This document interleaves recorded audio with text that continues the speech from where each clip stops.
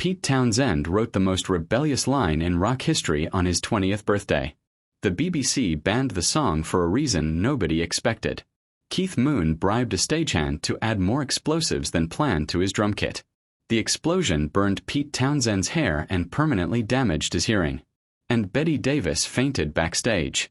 This is my generation, and every single one of those things actually happened. October 13, 1965.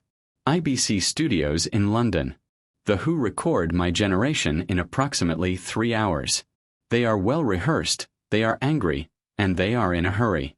The song reaches number 2 on the UK charts, kept off the top only by The Seekers. In the United States it barely charts at all, reaching only number 75. Nobody in America understands it yet. Within a decade it will be ranked the 11th greatest song of all time by Rolling Stone magazine.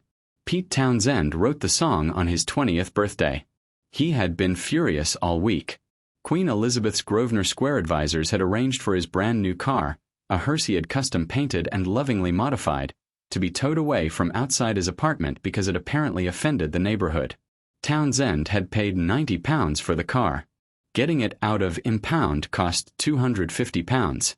He could not afford it. He sold the car to a fan in a rage and went home and wrote My Generation in one sitting. The boring old queen who had nothing better to do than have teenagers' cars towed, he said later, was the entire emotional origin of the song. The stutter was an accident. Roger Daltrey was messing around during rehearsal and stuttered by mistake on the very first line. Producer Shel Talmy heard it and told him to keep it in. Roger Daltrey later revealed in his memoir that he himself had suffered from a slight stutter in real life but had trained himself to hide it in public for years. The manager Kit Lambert described exactly what he wanted to hear. A British kid on speed. That is what the vocal had to sound like. What nobody realized until it was too late was that the stutter on the word fade at the beginning of the second verse created something else entirely. Why don't you all just FFF fade away?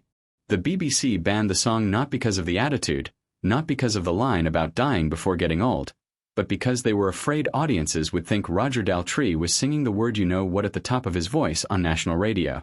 The ban was lifted only after pirate radio stations played it relentlessly and over 300,000 copies sold in the first weeks.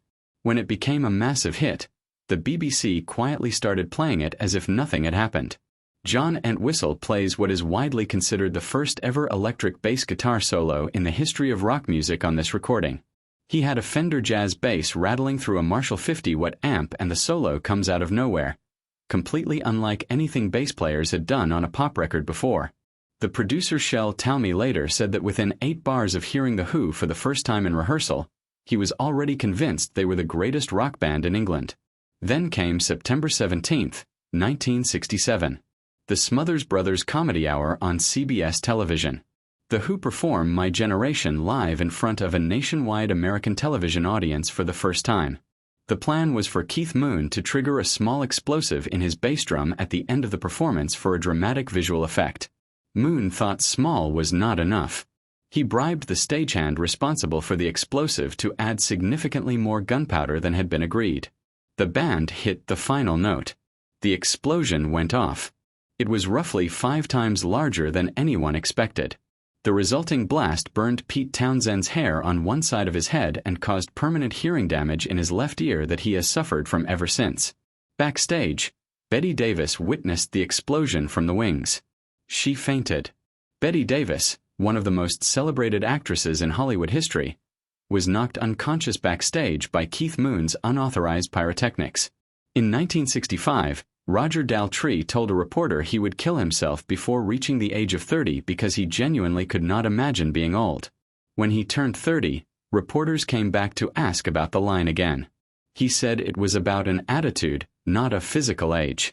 Pete Townshend performed the song live in his 60s and stopped to address the crowd directly. He said, "I hope I die before I get old. This time I am not being ironic. I am 61 years old. I hope I die while I still feel this alive, this young, this healthy, this happy, and this fulfilled." Keith Moon and John Entwistle, the 2 members who had nothing to do with writing that line, are both dead. Pete Townshend and Roger Daltrey, who wrote and sang it, are still alive. Rock history is not always tidy.